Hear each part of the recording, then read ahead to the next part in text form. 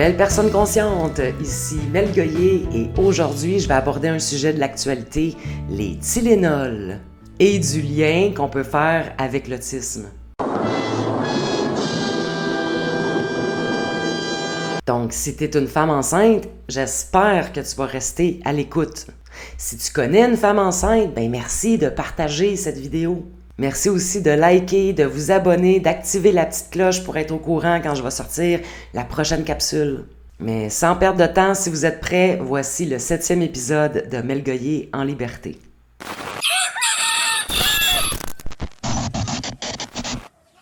Le 22 septembre, il y a Trump, le président des États-Unis, qui a fait une annonce assez importante.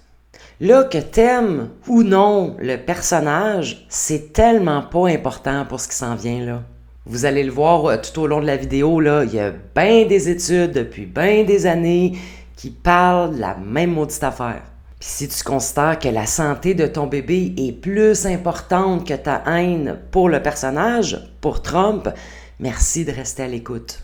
Mais même si c'est intolérable pour plusieurs d'entre vous, je vais quand même vous laisser entendre ce qu'il a dit parce que c'est là que ça commençait à être plus d'actualité.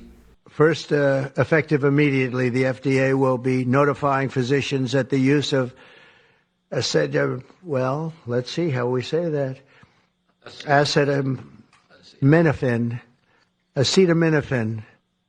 is that okay? Which is basically commonly known as Tylenol, during pregnancy can be associated with a very increased risk of autism. So taking Tylenol is not good. All right, I'll say it. It's not good. For this reason, they are strongly recommending that women limit Tylenol use during pregnancy unless medically necessary. That's, for instance, in cases of extremely high fever. Donc, le 22 septembre, Trump fait cette annonce et le lendemain, sur les réseaux, qu'est-ce qu'on voit? Pas des filles qui font leurs recherches, là. Ben non. On voit des femmes enceintes qui font des vidéos TikTok. Ils se flattent le beau bedon, là, en bouffant des Tylenol.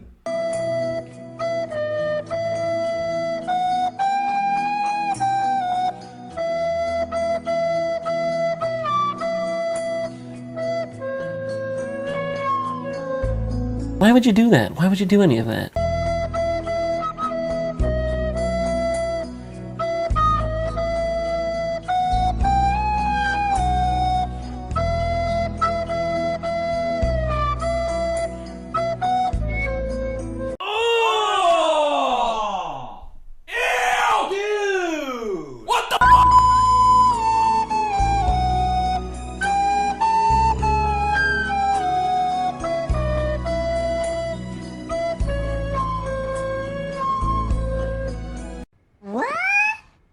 Donc, ils mettent la santé de leur bébé à risque parce qu'ils veulent défier le gros bonhomme orange. I got a call, a very frantic call at 4 o'clock in the morning from a husband whose wife is now dying of liver failure on a ventilator in an ICU because she was trying to prove that Tylenol doesn't cause autism because of what Trump said on the news. Mind you, that's a Harvard study. Now, whether or not you believe the Harvard study or not is not the issue here.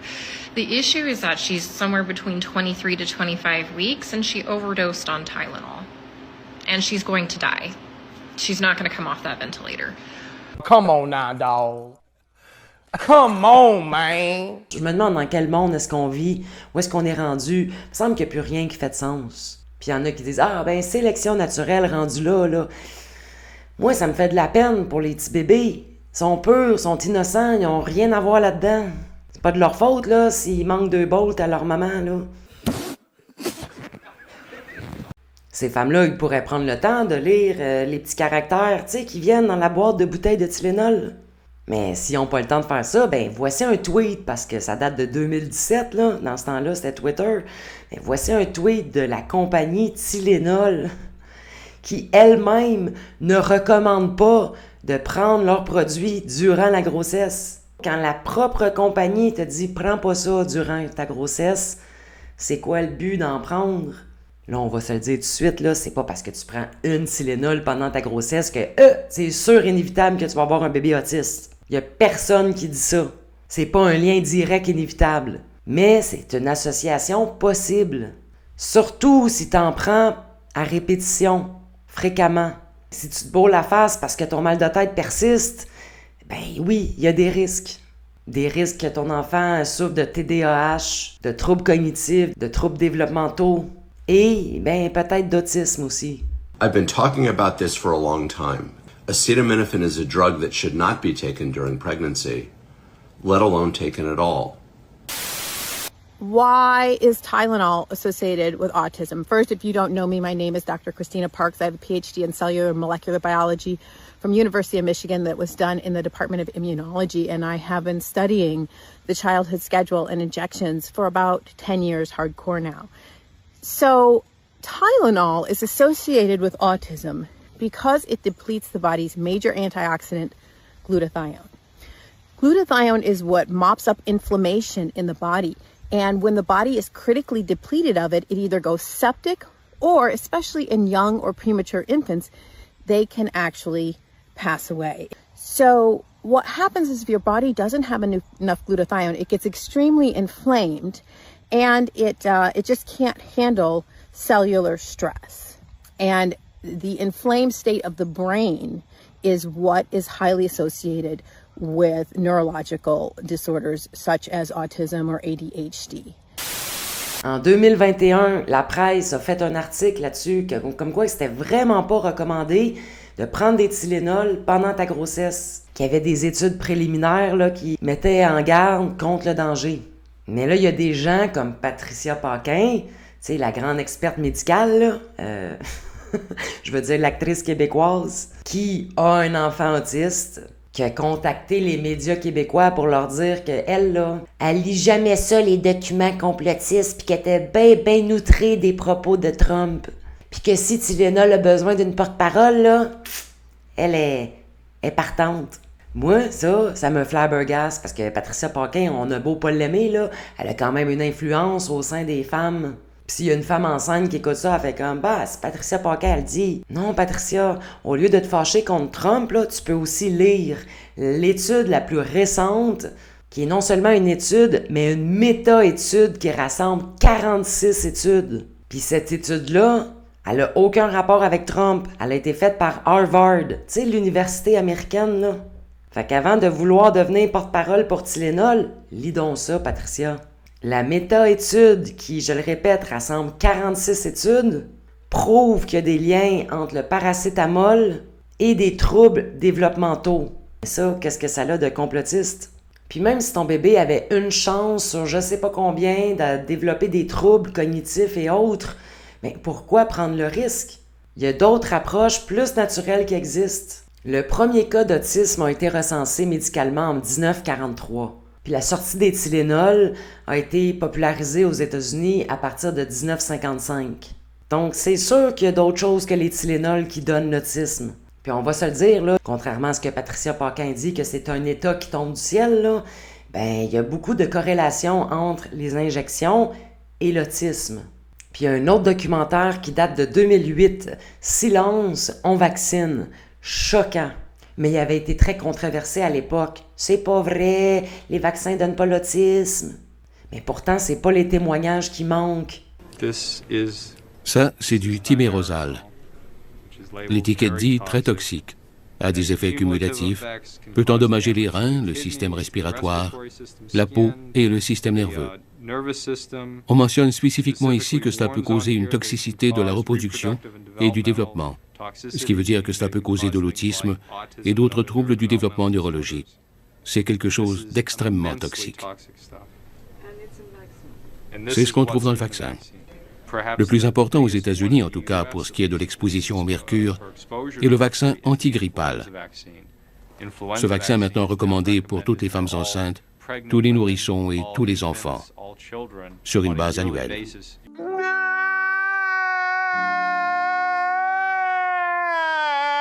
Puis plus de 15 ans plus tard... Don't let them pump your baby up with the largest pile of stuff you've ever seen in your life going into the the delicate little body of a baby and are in the process of taking out mercury and aluminum. Now, you know what mercury is, you know what aluminum is. Who the hell wants that pumped into a body? And there were rumors about both of them for a long time, but we're having them taken out. We're having them taken out of the vaccines. C'est pas ça qui empêche le gouvernement du Québec et du Canada de dire « Injectez-vous, femmes enceintes, y en a pas de problème » avec un nouveau vaccin dont on sait absolument rien, surtout pas les effets à long terme. Puis ce que je trouve triste, c'est que si t'es un adulte puis que tu veux 6 doses, ben vas-y les prendre tes 6 doses, là. Mais si t'es une femme enceinte, c'est parce qu'il y a un petit bébé qui est dans ton ventre, en développement. Puis lui, ben, il a rien demandé. Fait que je pense que le minimum de responsabilité, là, c'est de faire vos recherches. Comme on dit, mieux vaut prévenir que guérir. Surtout que l'autisme, là, ça se guérit pas avec une pilule. C'est là pour la vie. À quel point t'es prête à prendre le risque? Donc, je vais le répéter pour être sûr qu'on me prenne pas hors contexte, là. C'est pas parce que tu prends une Tylenol que tu vas avoir un bébé autiste. C'est pas parce que tu vaccines ton enfant qu'il va devenir autiste.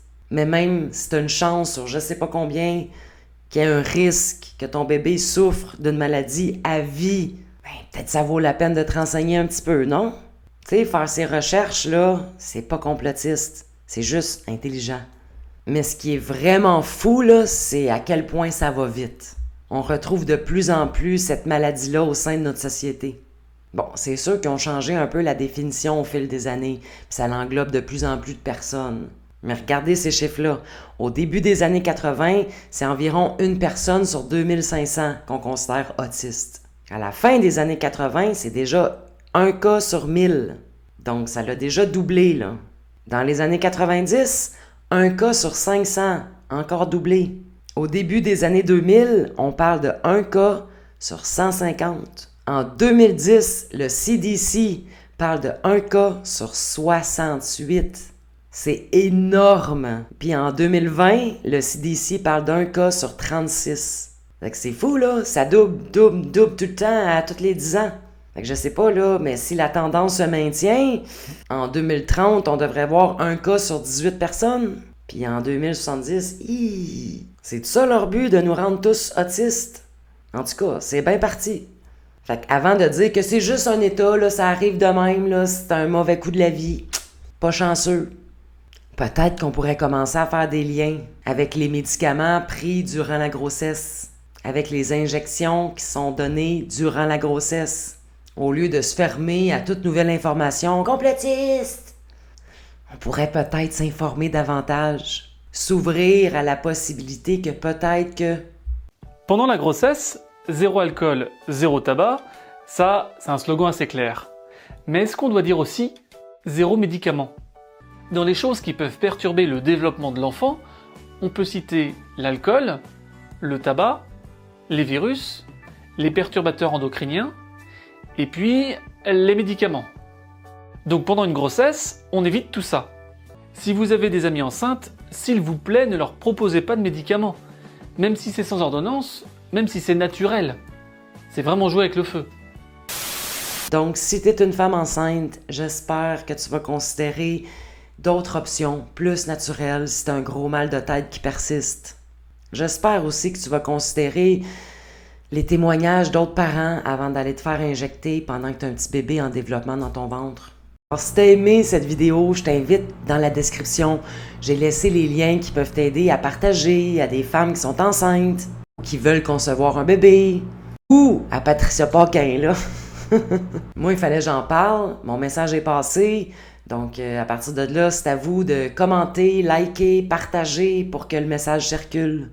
Donc, je vous invite à me laisser un commentaire. Qu'est-ce que vous pensez de les nouvelles études qui viennent de sortir, des propos de Trump, de Patricia Paquin? Mais s'il vous plaît, gang, faites-le dans le respect, ça donne rien de l'insulter. Même si c'est pas l'envie qui manque, là, je vous comprends, là, c'est pas constructif. Peut-être que vous avez des témoignages à partager. Puis si tout ce que t'as en bouche, c'est « Est-ce que complotiste, là, tu dis n'importe quoi? » Ben, Internet est grand.